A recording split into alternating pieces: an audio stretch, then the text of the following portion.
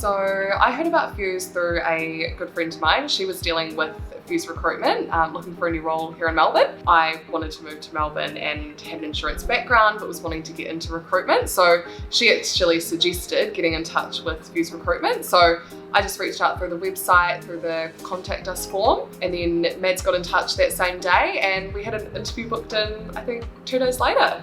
I'd say the biggest difference between Melbourne and a city in New Zealand would probably be just the diversity in people. I mean, people have come to Melbourne from all over the world, and I find that everyone's really welcoming with, you know, meeting new people, and everyone wants to meet a Kiwi. The food and art scene is huge here. I'd say that it's like a big Wellington in terms of the quirkiness, and yeah, there's just always something on. There's always food festivals or arts festivals, and there's just always heaps to do. My experience at Fuse so far has been, if I was going to think of one word, I'd say welcoming.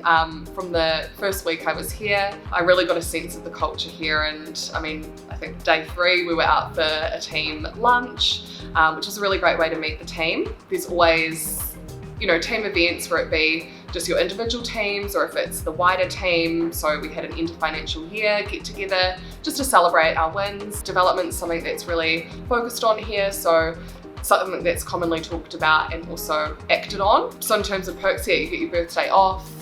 There's great flexibility.